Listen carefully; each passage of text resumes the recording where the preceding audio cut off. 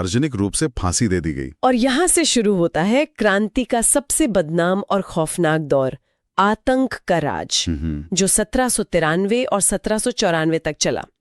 ये सोचना भी अजीब है कि जो क्रांति स्वतंत्रता, समानता, बंधुत्व के नारे से शुरू हुई, वो इतनी क्रूर कैसे हो गई? क्या रॉबेस्पियर और जैकोबिन्स को लगता था कि गणतंत्र को बचाने के लिए ये आतंक जरूरी था? यही सबसे बड़ा सवाल है। उनके नजरिए से गणतंत्र चारों तरफ से दुश्मनों से घिरा था। बाहर यूरोपीय राजशाही हमला कर रही थी और देश के अंदर राजशाही के समर्थक विद्रोह कर रहे थे। रोबेस्पियर का मानना था कि गणतंत्र को बचाने के लिए दुश्मनों का सफाया करना जरूरी है, चाहे वो कोई भी हो। उसने नियंत्रण और सजा की एक बेहद कठोर नीति अपनाई।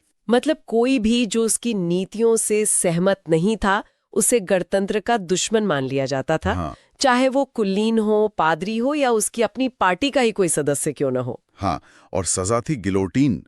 हजारों लोगों को बिना ठीक से मुकदमा चलाए गिलोटीन पर चढ़ा दिया गया। रोबेस्पियर ने मजदूरी और कीमतों की अधिकतम सीमा तय कर दी। मांस और पाव रोटी को राशन पर देना शुरू कर दिया। यहां तक कि सबको एक जैसी समानता की रोटी खाने पर मजबूर किया। उसका मकसद एक ऐसा समाज बनाना था जहां कोई अमीर गरीब न हो, सब बराबर हों। लेकिन इस बराबरी को लागू करने का उसका तरीका बेहद क्रूर था। तो जाहिर है आतंक का ये राज ज्यादा दिन टिक नहीं सका। रोबेस्पियर ने अपनी नीतियों को इतनी सख्ती से लागू किया कि उसके अपने समर्थक भी उसे डरने लगे। आखिरकार जुलाई 1794 में उसी कन्वेंशन ने उसे दोषी ठहराया और अगले ही दिन उसे भी गिलोटीन पर चढ़ा